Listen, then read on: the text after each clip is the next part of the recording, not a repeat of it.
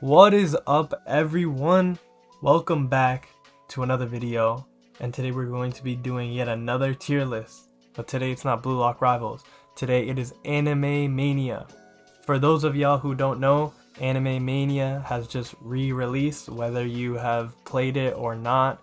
It was an OG game that was out a long time ago, and it has now gone through some changes and some developments, and it's now re-released. So we're going to be doing a tier list on these characters and just go quickly through them to show y'all who is the best of the best and who you should grind for. Before we get started, make sure you hit that subscribe button, hit that like button, and if you'd like, join my community in the link in the description. It's my Discord server. But besides all that, let's get started with the ranking. Alright, so here we have a pulled up tier list of all the Anime Mania mythics and legendaries. I've put up all the A, B, C's, and F's because we're going to not go through them and we're not going to get into too much detail. So if you have any of these units and you use them, here's the ranking for them.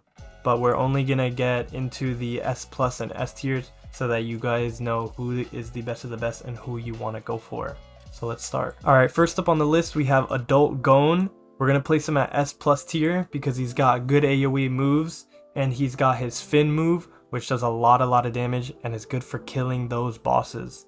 After him, we've got arguably the best unit of the game, in my opinion, at least. He's arguably one of the best, but I think he is the best. Dio over Heaven. He's got a barrage, he's got a knifes move, he has a heal move and a time stop. The reason that I think he is so good is because if you time stop and use his barrage, he hits anything on the map, and it also does extra damage with his barrage. And on top of that, his 3 move that heals him also automatically eliminates any HP at orange HP, making him really good at killing bosses. So 100% a unit to go for. Next up, we've got 6 Pass Naruto, another S+. He also recently got buffed, making him even better, but he is a good support because his first move makes you do extra damage, but besides that he has really big AoE moves like Tailed Beast Bomb and Linked Mode, which do good damage. Now getting into the new update units, we have Netero from Hunter x Hunter. I'm going to put him on S tier because his moves are pretty good, but they just don't have enough AoE and damage in my opinion, and I think he could be better because his 4 move has a lot of AoE and is probably his best move, but the other 3 moves are pretty mediocre in my opinion. After him, we've got the new Beyond Resurrection Coyote Stark. He is a evolution of the Stark that you see here in B. As of right now, I would put him in S, but I'm going to put him in S plus because, hear me out real quick, he doesn't have good damage, which is his main problem right now, but Anime Mania has heard the complaints and they're going to be buffing the damage on a lot of units, which also means Coyote Stark. And he also has a total of 7 moves if you refer to my previous video showcasing Stark. If you want to go watch that and see how good he is, go watch it. He has a lot of moves, which can be good if they can do better damage. So I'm going to leave him up to interpretation between S and S+, but right now I'll put him at S since that's what he's at right now. Next up we've got Giorno. He's another mythical, but he's not new. I'm going to put him in S tier. I'd say his main use is his number 1 move, which could be used as a support in your second slot because it heals good HP, but besides that his moves aren't good for killing things. After Giorno, we've got Manga Gojo. Sad to say, gonna put him in S tier because his moves are good, but they're just not as good as other units. His damage output is very low, but the AoE of his moves are pretty good. So once he receives a buff, maybe he'll go in S+, but for now, he is S tier. Coming up after Gojo, we've got Sasuke. He's also gonna go in S tier. He's got good AoE on his moves, good damage. He's an overall good mythic. So if you have him, I'd say keep leveling him up and keep using him for story. Now we've got another top 3 unit, Johnny Joestar, putting him up at A+ 100%.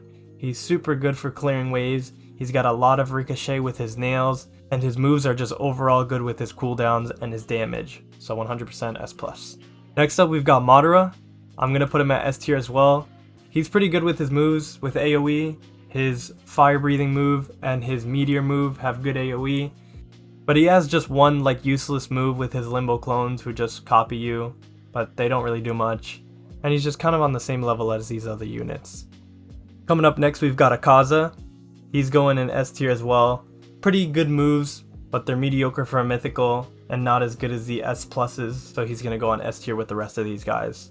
Same thing with Goku Black as Akaza, same premise, so S tier. And also pretty same situation with Rengoku as well, so these units are all pretty similar, but could get better in due time with buffs. Now we've got the most absurd legendary that there is, Sukuna. He's another new unit, and he's S plus, the first S plus legendary, because he is just absolutely insane. His cleave and dismantle move are good, but it's just his adapt that makes him insane, because with 3 adapts he can spawn Maharaga and do a Fuga, and then with 4 he summons his domain, which hits a huge AoE. So he's overall just a great character with good damage, good AoE, and he could summon a clone that's invincible and can just fight the boss for you while you hit it with other moves. Coming down to the last 3 characters, we've got Tsunade. I'm going to put her in S plus solely because she's the most meta support. You're only supposed to put her in your second slot and use her for her heal, but besides that, she's mid, so that's it for her. Sungjin Woo next. He's an S tier right now. He's got good moves with his dagger abilities, and he can also summon Igris, which is good because it's the same as Maharaga, where he could just fight the boss for you while you hit it with other moves. But he's not on the same level with damage and AoE as Sukuna, so he's going to be an S tier. And then last and probably least, just kidding, but he's not that good, Hit in S tier as well. He's another legendary, and he's probably the same as like Goku Black, where he's got like good moves but not a lot of damage. Just a pretty mediocre legendary, but still worthy of being S tier. So here we go, guys. This is the completed Anime Mania tier list. Let me know what y'all think in the comments, whether you agree or disagree. This is just off of what I've heard in the community and my own personal experience playing the game, so you don't have to follow my advice, but this is the best that I can give you.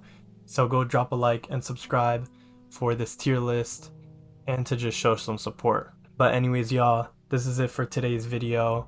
Make sure to come back to the channel for some more Anime Mania content. Hopefully they drop some new updates soon so I can keep making this for y'all. But I will catch y'all in the next one. Peace out.